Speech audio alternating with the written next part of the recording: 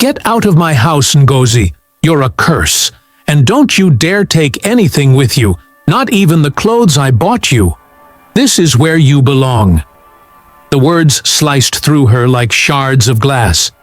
Before she could respond, Emeka's hand gripped her arm with vice-like force and dragged her through the gleaming marble hallway of the Lekki duplex. His breath reeked of gin and fury. The sound of her slippers scraping against the floor mingled with the pounding of her heart. He pushed her out into the street, his other hand already fishing his car keys from his pocket.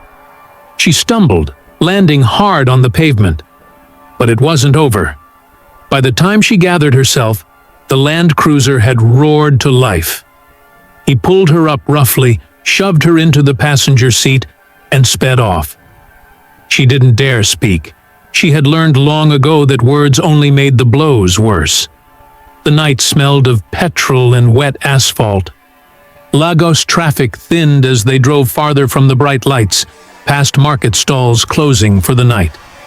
Her stomach churned when she saw the looming silhouette ahead, a garbage dump, sprawling like a dark ocean of filth.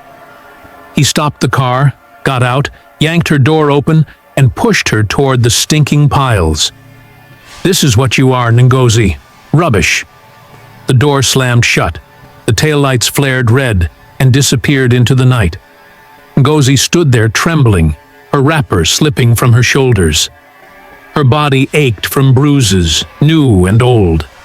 The smell of rot clung to her nostrils, the sharp buzz of flies circling her ears. For a moment, she thought she might just sink into the trash and never rise again. She didn't know that this night, in this place of decay, her life was about to change forever. The story began months earlier in Victoria Island, Lagos.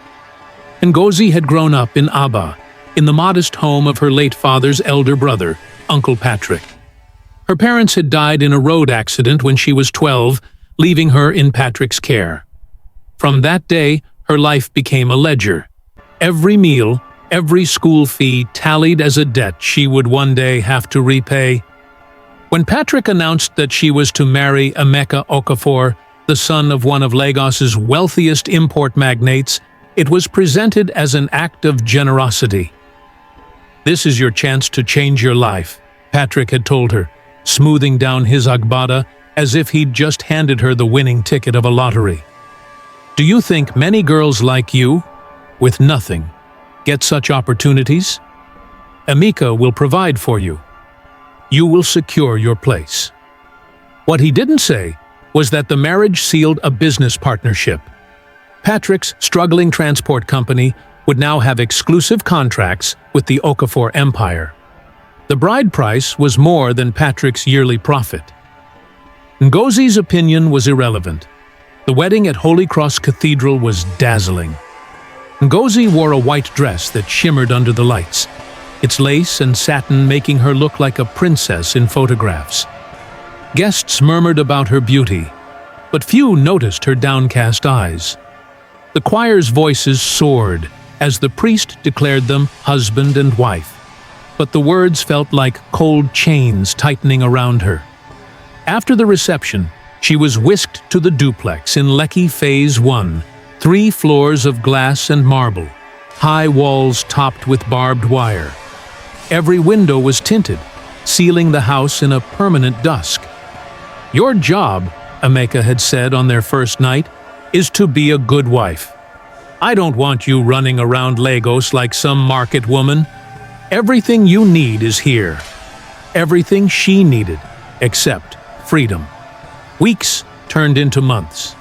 Ngozi's phone was taken for her safety. Calls to Uncle Patrick were filtered through Emeka's approval. Visitors were not allowed unless he was home, and even then, she was expected to stay quiet unless spoken to. A driver dropped groceries at the gate once a week. Sometimes she stood by the upstairs window, pressing her hand to the glass, imagining she could feel the humid evening breeze on her skin. Emeka's moods were unpredictable. If his business deals went well, he would bring her gold jewelry, or Ankara fabrics. If something upset him, a delay in the port, a careless remark from a friend, he would unleash his anger on her. "You should be grateful," he would say, after shoving her against the wall or smashing a plate near her head.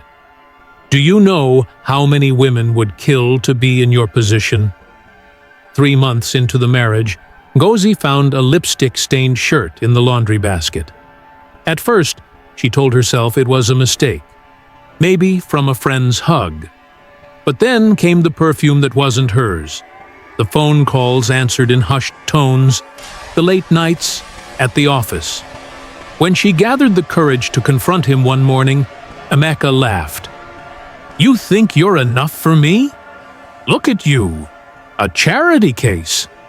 Without me, you'd still be in Abba, cooking with firewood." The slap that followed left a ringing in her ears for hours. Desperate, Ngozi managed to borrow the gateman's phone one afternoon when Emeka was away.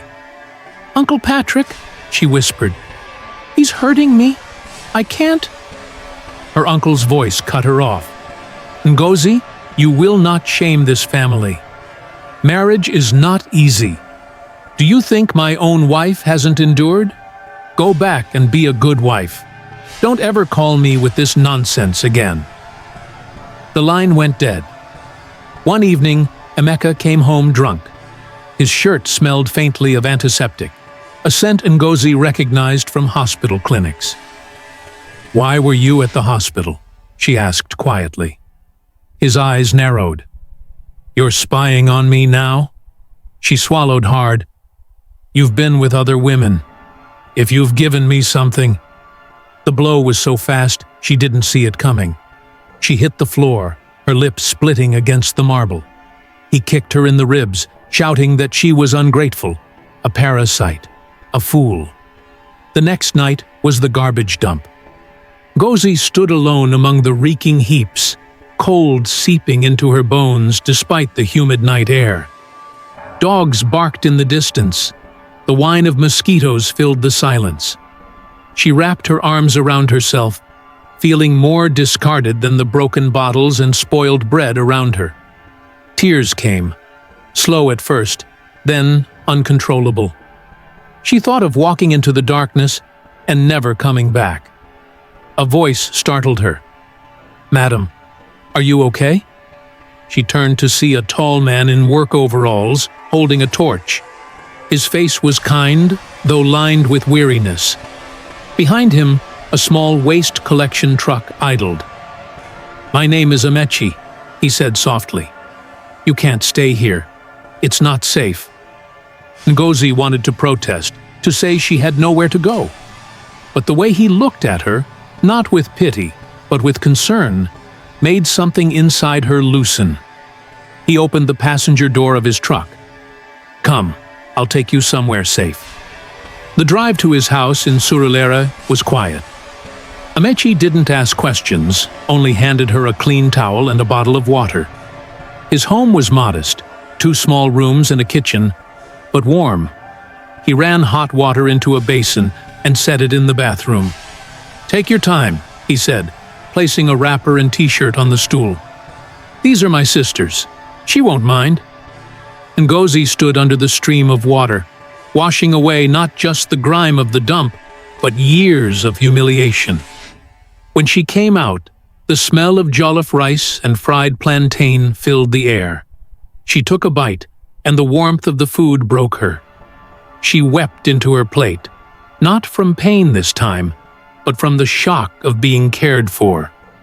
Amechi made up the bed in his small bedroom and slept on the couch. "You're safe here," he told her. "In the morning, we'll figure things out."